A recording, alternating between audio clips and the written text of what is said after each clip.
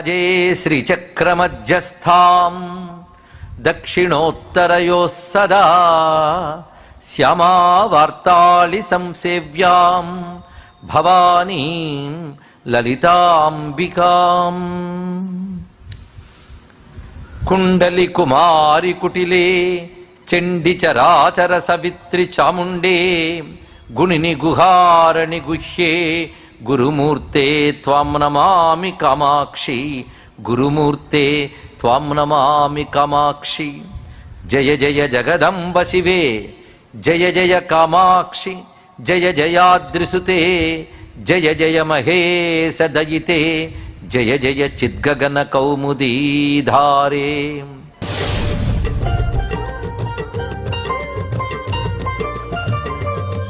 కారణపరచిద్రూపా కాంచీపురసిమ్ని కాంచిపీఠగత కాచన విహరతి కరుణా కాశ్మీరస్తబక కోమలాంగలత అంటాడు మూక కవి. అదిగో కాశ్మీర పువ్వులగే ఎర్రగా ఉన్న ఒక కరుణ కాంచీపుర కంపా తీరంలో తిరుగుతోందన్నాడు. ఇక్కడ కరుణ తిరుగుతోంది రండి. కాచన విహరతి కరుణ, ఒక అనిర్వచనీయమైన కరుణ అన్నాడు. అమ్మవారం లేదు, కామాక్షం లేదు, కరుణ తిరుగుతోంది అన్నాడు. అంటే దయ రూపం ధరిస్తే లలితాంబ అమ్మ దయ దయ దయ, ఇంకోటి కాదు ఇక్కడ. అందుకే జగత్రాతుం శంభోర్ జయిత కరుణా కాచిదరుణ. మరి కాఠిన్యము సౌకర్యమైన పరస్పర వైరుధ్యములు ఏంటంటే, శివుడు జగత్తుని నిర్వహించేటప్పుడు ఘోర అఘోర రూపములు రెండు చూపిస్తాడు. పరస్పర విరుద్ధములు కానీ రెండు ఉంటాయి. సూర్యుడు ప్రచండుడు కానీ ఆ సూర్యుడు లేకపోతే ప్రపంచం లేదు. నీరు ముంచేస్తుంది కానీ నీరు లేకపోతే బతకలం. అది ఘోరమా అఘోరమా? రెండు. ఘోరమైన అఘోరమైన శివం, అది తెలుసుకో. జగత్తుని కరుణించడం కోసమే ఆ కరుణ రూపం ధరిస్తుంది. కనుక నీ రూపంలో పరస్పర వైరుధ్యములు కనబడుతున్నా అవి కరుణ యొక్క ప్రకటనలే. శివుని కరుణ రూపము దాల్చి నువ్వుగా సాక్షాత్కరిస్తున్నావని అద్భుతమైనటువంటి ఉపమానం చెప్పారు. ఉదాత్తమైన సౌందర్యలహరి భావనల్లో 94వ శ్లోకం అత్యంత ముఖ్యమైనదండి ఇది. పురారాతేరంతఃపురమసి తతస్త్వచ్చరణయో సపర్యా మర్యాదా తరళ కరణాలభా తథాహేతే నీతా శతముఖముఖా సిద్ధిమతులాం తవ ద్వారోపాంతస్థితిభిః అణిమాజ్యాభిర అమరాః. అత్యంత ఉదాత్తమైన శ్లోకం. దీని భావం తెలిస్తే వ్యాఖ్యానించాలని కూడా అనిపించట్లేదండి, గొంతు మూగబోతుంది. అంత గంభీరమైన ఉదాత్తమైన భావం ఇది. శ్రీచక్ర స్వరూపం చూపిస్తున్నారు ఇక్కడ. శ్రీచక్రం మొదటి నుంచి మనం వర్ణించుకుంటూ వచ్చాం. మధ్యలో బిందువు, తర్వాత 8 ఆవరణలు, చివరికి వచ్చేటప్పటికల్లా చతురస్రం. చివరికి చతురస్రం. బిందువు కేవలం అమ్మవారి శక్తే. ఆ శక్తి ప్రకటనలైన సర్వ శక్తులు ఇక్కడున్నాయి. ఇవి లోకంలో ఉండేవి మిగిలిన 8 శివశక్తులే. అసలు స్వరూపం ఒక్కటి బిందువునందు శాంతరస స్వరూపంగా ఉంది. మనం ఎక్కడున్నాం? శ్రీచక్రంలో. ఎదురుగా శ్రీచక్రం పెట్టి పూజ చేసేస్తుంటాం. కానీ బిందువునందు అమ్మవారు మధ్యాలు. బిందువు చుట్టూ వలయాలు వచ్చాయంటే ఆమె నుంచి వచ్చే శక్తులన్నీ మన కిరణాలు. ఇన్ని కిరణాలకు మూలం బింబస్వరూపమైన అమ్మవారు. అది శివశక్తి యొక్క రూపం. మన గమ్యం ఏది?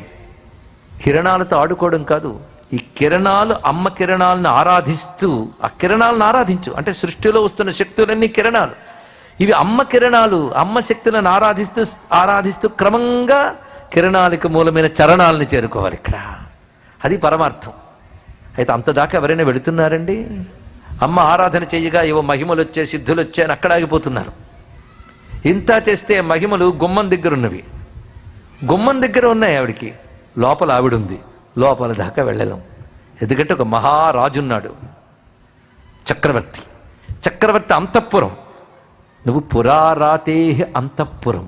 ఆ త్రిపురాసుర సంహారు కూడా అంతఃపురానువు నువ్వు అన్నారు.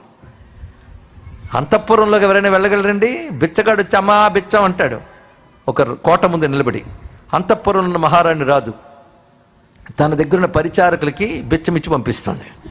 వాళ్ళు గుమ్మం దగ్గర ఉన్న వాడికి బిచ్చమిచ్చి వెళ్ళిపోతారు. వాడికి కావాల్సిందేమిటి? బిచ్చం. వాడు వెళ్ళిపోతాడు అంతే. అందుకని అమ్మేదమ్మా నీకెందుకురా బిచ్చం కదా పో అంటారు వాళ్ళు. ఇక్కడ వెళ్ళిపోవడమే. కానీ ఆ ఇచ్చిన ఆవిడ కూడా రాజకోటలోంచి వచ్చింది కనుక చక్కటి అలంకారంతో ఉంటుంది కనుక ఆవిడే అమ్మగారు అనుకోకు. అమ్మగారి పరిచారకు వచ్చి ఇచ్చింది నీకు. నీకు అమ్మగారు అక్కర్లే, బిచ్చమే కావాలి. నమా అని పిలిచావంటే బిచ్చం కోసం పిలిచావు, అమ్మ కోసం పిలవలేదు. బిచ్చగాళ్ళ పిలిచినంతకాలం గుమ్మం దగ్గర బిచ్చమే. బిడ్డలా పిలిస్తే అంతఃపురంలో అమ్మ దగ్గరికి వెళతావు, అది తెలుసుకో. ఇక్కడ ఇవన్నీ దాటి వెళతావు, కానీ బిచ్చగాడి దేబురింపులే, బిడ్డలాంటి ఆర్తి ఏది, అది కావాలి. ఇంద్రాది దేవతలకు కూడా తల్లి నీ ద్వారం వద్ద దొరికే అణిమాది సంపదలే చాలు వాళ్ళకి.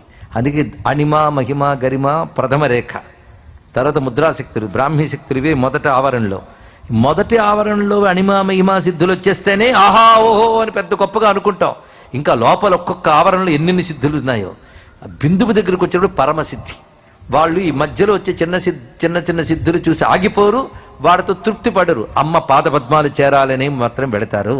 అలాంటి సాధకులు కోట్టుకొకరు కూడా ఉండరండి. ఈ మధ్యలో వచ్చే మహిమలు చూడగానే నేను నా సాధన పూర్ణమైపోయింది అనుకుంటాడు, మహిమలు ప్రకటిస్తూ ఉంటాడు. వీడి చుట్టూ ఉన్నవాడు మూర్ఖులు కనుక వాడు చప్పట్లు కొడుతుంటే నేను భగవంతుడినేమో అని కొంతమంది అప్పుడే బిజినెస్లు కూడా పెట్టేస్తుంటారు. అదే సాధన ప్రారంభ దశలో వచ్చిన సిద్ధులతో ఆగిపోతుంటారు చాలామంది. చాలామంది మానవులే కాదు, దేవతలే శతమఖ ముఖాహ, ఇంద్రాది దేవతలే గుమ్మం దగ్గర వచ్చేటటువంటి తవ ద్వారోపాంత స్థితిభి అనిమాజ్యాభిరి అమరా, నీ ద్వారం వద్ద దొరికే సిద్ధులతోనే వాళ్ళు తృప్తిపడి వెళ్ళిపోతున్నారు. ఆ లోపల దాకా వెళ్ళేవారు దేవతల కంటే గొప్పవారు. ఆ బిందు స్థానం దాకా వెళ్ళడం అంటే సామాన్యం కాదండి. నీ సాధన దశలో బిందువు దాకా వెళ్ళాలి. యోగ మార్గంగా బిందువు దాకా వెళ్ళడం అంటే సహస్రారం దాకా చేరడం అంత తేలిక కాదు. ఒక్కొక్క చక్రం దాటడం అంటే సామాన్యమా? అలాగే మనస్సు కూడా ప్రాపంచిక విషయంలో ఒక్కొక్కటి దాటుతూ ఇహలోక పరలోక సిద్ధుల్ని గడ్డిపోచల్లా తీసి బిందువు దగ్గరున్న పరాశక్తితో తాదాత్మ్యం చెంది ఆ స్థితిలో ఉండడం సామాన్యమైంది కాదు. ఎందుకంటే అంతఃపుర కాంత అమ్మవారు అంత తేలిగ్గా దొరకరు. మహారాణి, బిచ్చగాడికి మహారాణి దర్శనం దొరకదు, పరిచారికి చేతి విదిలింపే దొరుకుతుంది, తెలుసుకో.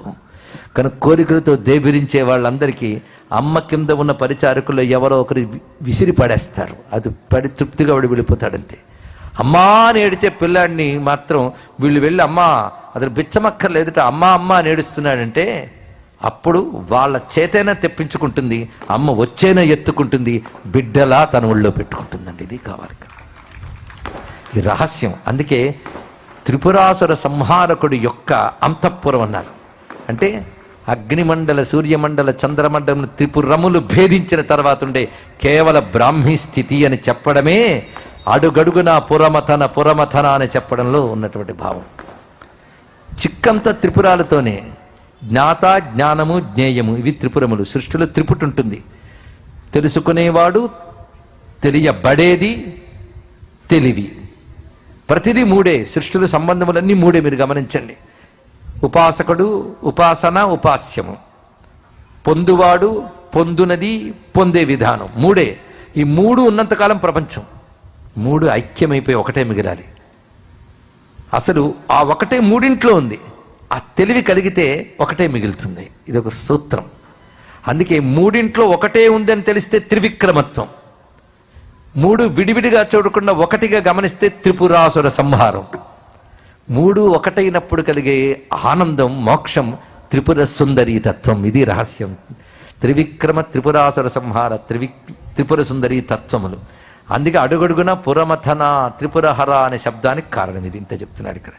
అందుకే ఇక్కడ చెప్పేటప్పుడు కూడా పురారాతే అంతఃపురమసి, త్రిపురాసుర సంహారకుడు అంతఃపురమైనవో తల్లి, నీ యొక్క ఆరాధన అనేది తరళ కరణానాం అసులభ. ఈ వాక్యం గుర్తుపెట్టుకోవాలి. చపల ఇంద్రియ చాపల్యం కలిగిన వారికి నీ ఆరాధన అసాధ్యము, బహిర్ముఖ సుదుర్లభ. ఈ వాక్యములు తేలికనుకుంటారు. ఎంతవరకు బాహ్య ప్రపంచం వైపు బుద్ధి, మనస్సు, ఇంద్రియాలు వెళతాయో అంతవరకు భగవంతుడికి దూరమే. అదే అంతర్ముఖ సమారాధ్య, లోపలికి వెళ్ళాలి. అది అంతఃపురం, అంతఃపురం. హృదయాంతరపు లోతుల్లో ఉన్నాడు పరతత్వం. దాన్ని చూడకుండా బాహ్యం వైపు తిరిగితే ఏం లాభమయ్యా?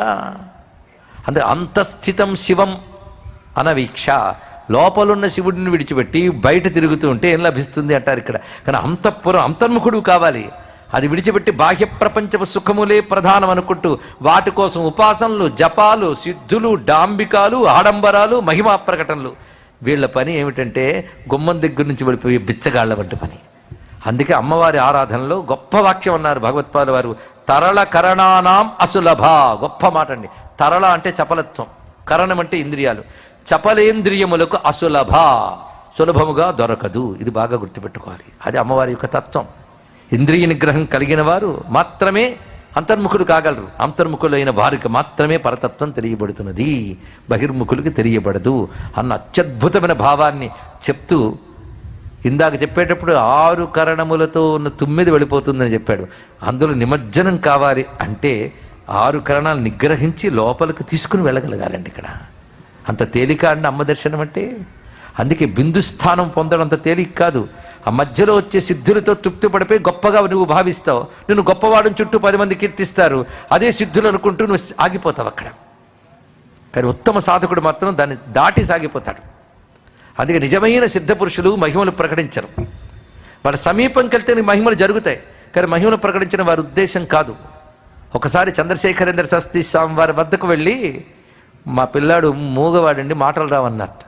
అక్కడ గోమాత ఉంది, ప్రదక్షిణ చేసిరా అన్నారు. ప్రదక్షిణ చేసి వస్తే మాటలు వచ్చాయంటే గోవు దయ్య అన్నట్టు. గోవు దయ్య కాదు, ఈయన దయ్య అది, కానీ ప్రకటించలేదు. ఇది తెలుసుకోండి ఇక్కడ.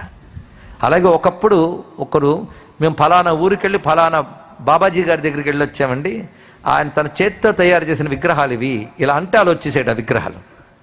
అలా గాల్లోంచి తీసిచ్చారండి విగ్రహాలు, మీకు చూపిద్దామని తెచ్చామంటే ఇలా చూసి ఏమిటివి అన్నారు. అంతర్ధానమైపోయే విగ్రహాలు తెలుసా. మీరు వెళ్ళి ఆయనకి చెప్పండి, ఇలాంటి ప్రదర్శనలు చేస్తూ జీవించుకు, లోకంలో ధర్మం జ్ఞానం బోధించని చెప్పానని చెప్పండి అన్నాడు. వెంటనే బాబాజీ వచ్చి పాదాల మీద పడ్డారండి ఇక్కడ. ఎందుకంటే ఇవి మహిమా ప్రకటనలు, ఇవి తప్పు. ఒక విగ్రహం ఇక్కడికి వచ్చిందంటే ఒక షాపులో అది లేదని అర్థం. మరవరాదు. ఒక ఆయన అన్నాడు, మా స్వామీజీ గారు దేవుడండి. ఏమిటంటే గాల్లోంచి వాచి ఇచ్చాడండి. వాచి పేరు వెనకాల కంపెనీ పేరు ఉందా అన్నారు అప్పట్లో. ఏమిటంటే హెచ్ఎంటి అన్నాడు. ఓహో, హెచ్ఎంటి కంపెనీ వచ్చి గాల్లో సృష్టించారు. దేవుడు లోకంలో హెచ్ఎంటి ఉందా? హెచ్ఎంటి కంపెనీ భూమి మీద ఉందా? అంటే అతడు చేసిన ఒకనొక సాధనకు వచ్చిన సిద్ధికి అతడి మాట వింటే పనిచేసే కొన్ని శక్తులు ఉంటాయి. ఇతడి యొక్క సంకల్పం మేరకు ఆ షాపులోంచి తెచ్చి ఇక్కడ పెడతాయండి. ఆ షాపులు వాడికి ఎక్కడొక ఐటెం తగ్గిపోతుంది లెక్కలో రాత్రికి, అది ఎక్కడుందని వాడు గించుకుంటుంటాడు. ఇలాంటి మహిమా ప్రకటనలు ఎప్పుడు గొప్పవని మాయలో పడకూడదు. తెలుసుకోండి, ఈ లక్షణం అనుకుంటే చాలు. ఇక్కడ మనం మాయలో పడిపోతాం, వాడు అక్కడ తాగిపోయి ఇదే గొప్ప అనుకుని దేవుడు అనుకుంటుంటాడు ఇక్కడ. కనుక నిజమైన మహిమ ధర్మము జ్ఞానము, అంతేకాని మిరాకిల్స్ కావు. ఇది తెలుసుకోండి. ఇక్కడ ఈ మిరాకిల్స్ ఆగిపోయేవారు తరళకరణులు, వాళ్ళకి ఆ తత్వం దొరకదు. అందుకే ఒక సిద్ధపురుషుడు ఉండేవారు. ఆయన గృహస్థాశ్రమంలో ఉంటూనే సిద్ధి పొందిన శ్రీ విద్యోపాసకుడు. పేరు చెప్తా, తాడేపల్లి రాఘవనారాయణ శాస్త్రి గారు. ఆయన వద్ద ఒక పీఠాధిపతి వచ్చి శ్రీచక్రోపాసకుడు చర్చ చేస్తుంటే, బయట చక్రం ఆరాధన మంచిదే, పాపాలు పోగొడితే ఇప్పటికే అమ్మదైతే ఇస్తుంది. కానీ ఆ పరాయోగంతో అంతర్యాగంతో సాధన చేస్తూ మనలో మనం అంతర్ముఖులం అవుతూ ఎన్ని లభిస్తున్నా వాటికి చలించకుండా అటువైపు మనస్సు పెట్టకుండా పరతత్వం చేసే సాధకులు కొందరుంటారు. వాళ్ళు ఒక్కొక్క ఆవరణని దాటిన వాళ్ళు 8 ఆవరణలు దాటుతారు. వాళ్ళు 8 ఆవరణలు అమ్మ వెలుగులేని ప్రతిశక్తిని గౌరవిస్తేనే దాటిపోతారు. వారు దాటారో లేదో అనేది వారి స్థితి మరొక సిద్ధపురుషుడు తెలుసుకోగలడు. నువ్వు చెప్పగలవా అన్నట్టు పీఠాధిపతి. అమ్మ దైవాలు చెప్పగలనన్నారు. తన స్థిత్తాన్ని అడగట్లే. ఇప్పుడు ఎవరైనా బిందువు దాకా వెళ్ళిన వాళ్ళు ఉన్నారా అంటే ఒక్కరున్నారని చెప్పారండి రాఘవనారాయణ శాస్త్రి గారు. సరే, వారెవరో తర్వాత చెప్తే నేనంతా దాకా వచ్చానని. మీరు 4వ ఆవరణ వరకు వచ్చారండి అని చెప్పారు. ఇక్కడ 4వ ఆవరణ అంటే సామాన్యమా? అది వెళ్ళడమే చాలా ఉత్కృష్టం. గుమ్మం దాటిశారు వాళ్ళు. మరి బిందువు దాకా వెళ్ళిన ఒక్కరున్నారే, వారెవరండి అని అడిగితే శ్రీ శ్రీ శ్రీ చంద్రశేఖరేంద్ర శాస్త్రి మహాస్వామి వారు అని చెప్పారండి. అందుకే ఆయన కామాక్షి, అపర కామాక్షి, ఆయన సామాన్యం కాదు ఇక్కడ. అందుకే అటువంటి స్థితి మామూలు అమ్మవారు అంతఃపుర కాంత అంటే ఇది. అంతేగాని ఎదురుగా కూర్చున్న మహిమానుమతి స్త్రీ కాదు అమ్మంటే. పురారాతే అంతఃపురం అంటే అంత దహరాకాశ మధ్యంలో హృదయంలో ఉన్నటువంటి ఆ తల్లికి నమస్కారం చేసుకుంటూ ఈ శ్లోకం అత్యంత దివ్యంగా భావించడం వల్ల చెప్పడం జరుగుతుంది. అందుకే నువ్వెవరవమ్మా? గిరామాహుర్దేవీం ద్రుహిణ గృహిణీమాగమ విదః హరే పత్నీం పద్మాం హర సహచరీం అద్రితనయాం తురీయా కాపిత్వం దురధిగమ నిస్సీమ మహిమా మహామాయా విశ్వం భ్రమయసి పరబ్రహ్మ మహిషి. ఎంతవరకు చెప్పిన అమ్మవారు లక్ష్మ, దుర్గా, సరస్వత. ఎవరివిడా అంటే అమ్మ నిన్నే గిరామాహుర్దేవీం ద్రుహిణ గృహిణీం. ద్రుహిణ గృహిణి. ద్రుహిణి అంటే బ్రహ్మదేవుడు. బ్రహ్మదేవుని ఇల్లాలైన పలుకుల తల్లిగా నిన్నే ఆగమవేత్తలు చెప్తారు. ఆ నిన్నే హరే పత్ని పద్మాం, విష్ణుపత్ని లక్ష్మిగా చెప్తారు. ఆ నిన్నే హర సహచరీం అద్రితనయాం, ఆ రుద్రుని సహచారిణివైన పర్వతరాజపుత్రిగా చెప్తారు. ఎందుకు మూడు నువ్వా? మూడు నువ్వే, కానీ మూడు మాత్రమే కావు నువ్వు.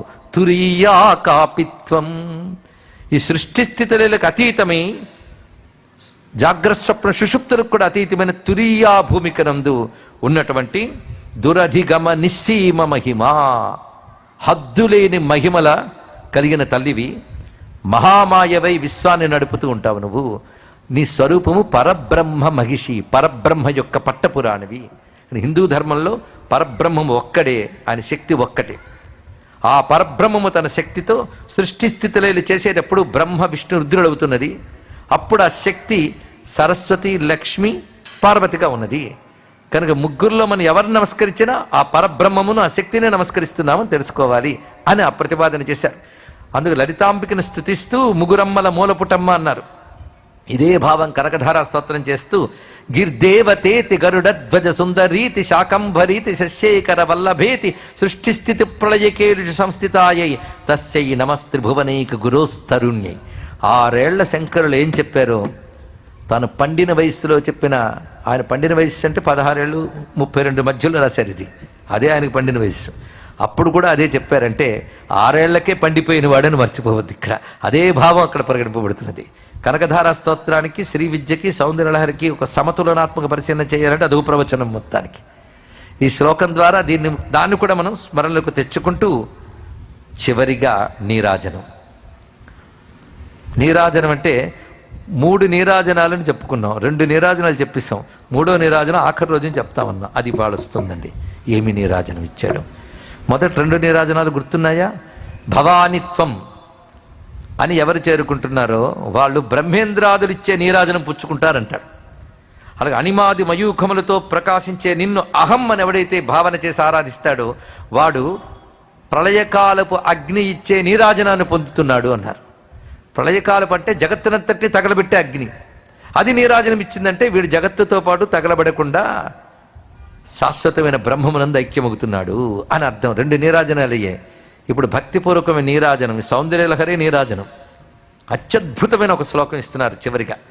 ప్రదీపజ్వాలాభి దివసకర నీరాజన విధి సుధాసూతేశ్చంద్రోపల జలలవై అర్ఘ్యరచనా స్వకీయైరంభోభి సలిల నిధి సౌహిత్యకరణం త్వదీయాభిర్వాగ్భి తవ్యజని నివాచాం స్తుతిరియం. ఉదాత్తమైన శ్లోకం ఇది. మరి ఆఖరి శ్లోకం కదా, పరాకాష్ఠే. అమ్మా నీ వాక్కులతోనే నీకు ఈ స్తోత్రం చేస్తున్నానమ్మా అన్నారు. ఇక్కడ స్తోత్రం అంటేనే వాక్కులు. ఈ వాక్కులు ఎక్కడివి? నీవే, నావికో. ఇది ఎలాంటిది అంటే సముద్రంలో నీళ్లు తీసుకుని సముద్రానికి అర్ఘ్యం ఇచ్చినట్లే. ఎంత బాగున్నది. సముద్రం దగ్గరికి వెళ్ళి అర్ఘ్యం ఇస్తున్నావు. ఎక్కడ నీళ్లు? అవే. గంగానదికి వెళ్ళి గంగానదికి అర్ఘ్యం ఇస్తున్నావు. దేనితో? ఆ నీళ్లతోనే. ఎంత ఉంది గంగానది, నువ్వు ఇచ్చే అర్ఘ్యం ఎంత? అంత గంగానదిని నువ్వు తీసేందుకు దోషుడు. లేకపోతే 3 సార్లు 30 సార్లు అంతే కదా. ఎంత తీసినా అందులో కొంతేగా. కనుక మన పలుకులు అనంతమైన అమ్మ ఇచ్చే పలుకుల్లో శక్తులు అల్పములే. అది కూడా అమ్మవే, అది తెలుసుకో. ఇక్కడ ఈ భావం ఉండాలి. కానీ చెప్పే తీరు చూడండి ఎలా చెప్తున్నారు. ప్రదీపజ్వాలాభి దివసకర నీరాజన విధి. ఈయన మలయాళి, మర్చిపోవద్దు. మలయాళ దేశంలో నేటికి కూడాను వారి యొక్క ఓనం ఇవి జరిగినప్పుడు దివిటీలు వెలిగించి సూర్యుడికి చూపిస్తారు. ఇది ఆరాధన వాళ్ళకి. ఎవరికి? సూర్యుడికి దివిటీలు వెలిగించి చూపిస్తారు. కానీ సూర్యుడికి దివిటీలు వెలిగించినట్లు ఈ స్తోత్రం నీకు ఇస్తున్నానమ్మా అన్నాడు. ఇక్కడ ఇది చెప్పడంలో సూర్యుడికి దివిటీలు అవసరమా? భక్తిలో భాగంగా అర్పణం చేస్తున్నారంతే. 2వది చూడండి. ఇంకా సుధాసూతైశ్చంద్రోపల జలల వైరర్ఘ్యరచన. చంద్రకాంత శిలలు అని కొన్ని శిలలు ఉంటాయి. ఇవి చంద్రుడి వెన్నెలు పడినప్పుడు వాటి మీద ఆర్ద్రత వస్తుందండి. నీరులాగా వాటి నుంచి హ్యూమిడిటీ బయటకు వస్తుంది. ఆ బిందువులన్నీ తీసుకుని, అవి కొంచెం వస్తాయి, ఆ బిందువులతో చంద్రుడికి అర్ఘ్యం ఇవ్వడం చాలా గొప్పది అని చెప్తారు ఇక్కడ. కనుక మొదట ఏం చెప్పారు? దివిటీలు వెలిగించి సూర్యుడికి నీరాజనం ఇచ్చినట్లు చంద్రుని కాంతి వలన కరిగిన చంద్రకాంత శిలాల జలాలతో అర్ఘ్యమిచ్చినట్లు. మూడవది సముద్రము జలముతో సముద్రమునికి అర్ఘ్యమిచ్చినట్లు. 3 చెప్పారు ఆయన. ఇది ఒకటి చెప్తే చాలు కదండి అంటే 3 చెప్పారంటే ఎందుకో చెప్పారు ఆయన. ఇందులో మీరు గమనించవలసిన సాధన క్రమం. ఇవాళ మనం నమస్కరిస్తున్నామంటే, ఒక స్తుతి చేస్తున్నామన్నా, ఒకటి ప్రకటింపబడిందన్నా అమ్మ యొక్క అనంత శక్తిలోంచి కొంతే. అది సముద్రం అయితే మన తరంగం, ఒక అల అంతే. ఇది తెలిస్తే అలకి సముద్రానికి ఉన్న అనుబంధం తెలిసి అఖండమైన అభేద స్థితి కూడా తెస్తున్నది. మరి అద్వైత రచిస్తే ఇలాగే రచిస్తాడు. మరి ఏమిటున్నది ఇందులో క్రమం పరిశీలించండి. దివిటీకి మీరు అగ్ని రగిల్చి సూర్యుడికి ఇచ్చారు. ఈ అగ్ని ఎక్కడి నుంచి వచ్చింది? శాస్త్ర ప్రకారంగా సూర్య భగవానుడే అగ్నికి సోర్స్, మరొకటి కాదు. ఆ అగ్ని భూమి యందు ప్రవేశిస్తుంది అనేక చోట్ల. వాటి మథనం ద్వారా మనం తీసుకొస్తున్నాం. అంటే సూర్యుడి అగ్ని అంతర్లీనమై కనిపించకపోవడం వల్ల నువ్వు మథనం ద్వారా అగ్నిని తీసుకొచ్చిన అగ్ని సూర్యుడికి చూపించాం. అఖండమైన సూర్యుని యొక్క అగ్ని భాగమే వస్తువుల్లో ఉంటే మథనం ద్వారా బయటకు తీసాం. అలాగే పరమాత్మ యొక్క వస్తువే మనలో అందరిలో ఉంటే సాధన అనే మథనం ద్వారా దాన్ని తెలుసుకుని ఇస్తున్నావు. ఇది ఇక్కడ కనుక మొదట ప్రయత్నం ఉంది. మన పరిశీలించండి. ప్రయత్నం, మథనం చేసి అగ్నిని తెచ్చారు. దానికంటే మరికొంచెం ప్రయత్నం తగ్గింది. నువ్వు పెద్ద కష్టపడక్కర్లే. మథనాదులు చంద్రుడు వెన్నెల పడితే జలం తీసిస్తున్నావు. జలం తీసినప్పుడు శిర నుంచి వచ్చింది, నువ్వు తీసేవని తెలియకూడదు. చంద్రుడి కాంతి పడడం వల్ల కరిగింది అది ఇక్కడ. కనుక అమ్మ దయ వల్ల వచ్చినటువంటిది ఇక్కడ. దాన్ని సమర్పిస్తున్నాం. ఇక్కడ మథనము, అగ్ని తీయడము, వెలిగించడము శ్రమ లేదు. కొంత తగ్గిందా లేదా? పైగా చంద్రకాంత శిల కరిగి వచ్చింది అది ఇక్కడ. అంతకంటే సులభం ఏంటంటే సముద్రం దగ్గరికి వెళ్ళి అందులోంచి దోషులు తీసిచ్చాడు అక్కడ. ఇక్కడ సాధనా క్రమంలో మొట్టమొదటి నువ్వు ఎంత మథన పడాలి అంటే అగ్నిని రగిల్చడానికి అరణి మధించి అగ్ని తీసినట్లుగా నీలో ఉన్నటువంటి పరాచైతన్యాన్ని తెలుసుకోవడం కోసం ఇంద్రియాలను నిగ్రహించి సాధన చేసి విచారణ చేసి తెలుసుకోవాలి ఇక్కడ. అది అమ్మకు అర్పించాలి. క్రమంగా అమ్మ దయ నీకు లభిస్తుంది. ఆ దయ వల్ల వచ్చిన తెలివిని అమ్మకు సమర్పిస్తాం. తర్వాత నీకే తెలుస్తుంది దీనికి దానికి అభేదమని తెలిసి అభేద స్వరూపంగా గ్రహించి అప్పుడు ఆ జలాన్ని ఇస్తున్నావు అని క్రమాన్ని అంత చక్కగా చూపించారండి. ఆ 3 చూపించడంలో ఉన్న అద్భుతం అది ఇక్కడ. అదే ప్రథమం కంటే ద్వితీయం సౌలభ్యం, దానికంటే ఇంకా సౌలభ్యం 3వది. అంటే సాధన ప్రథమ దశలో అత్యంత క్లిష్టంగా ఉంటుంది. సాధన కొనసాగిస్తున్న దశలో సులభంగా అనిపిస్తుంది. చివరికి అది తప్ప మరేది లేదని అభేద స్థితిలోకి వెళతావు అనేది ఇందులో చూపించుతూ సర్వం అమ్మ కృప వల్లనే. ఆ కృపని ముందు నువ్వు గ్రహించడానికి మథన పడాలి, అగ్ని రగిల్చాలి. కొంతసేపటికి ఆ కృప వల్లనే ఇది కరిగింది అని తెలుస్తుంది. తర్వాత అర్థమవుతుంది కృప తప్ప మరొకటి లేదు అని గ్రహించగలవు అని 3 క్రమములు చెప్పి అమ్మవారికి నీరాజనం ఇచ్చారు. నిజాన్ని 100 శ్లోకాలు అయిపోయాయి. కానీ ప్రక్షిప్త శ్లోకంగా ఒక్క శ్లోకం చెప్తారు పెద్దలు. అది నేను చదువుతాను తప్ప అర్థమంతా చెప్పక్కర్లేదు. వ్యాఖ్యానిస్తే మళ్ళీ శ్రీ విద్యంతా బయటకు వస్తుంది. అది ఎందుకు చెప్పడం జరుగుతుందంటే ఆ అందం చివరికి చెప్దాం. నిధే నిత్యస్మేరే నిరవధి గుణే నీతి నిపుణే నిరాధార జ్ఞానే నియమపర చిత్తైక నిలయే నియత్యా నిర్ముక్తే నిఖిల నిగమాంతస్తుతి పదే నిరాతంకే నిత్యే నిగమయ మదీయాం స్తుతిమిమాం. నిగమయ స్వీకరించమ్మా నా స్తుతిని అని సమర్పణం చేశారు.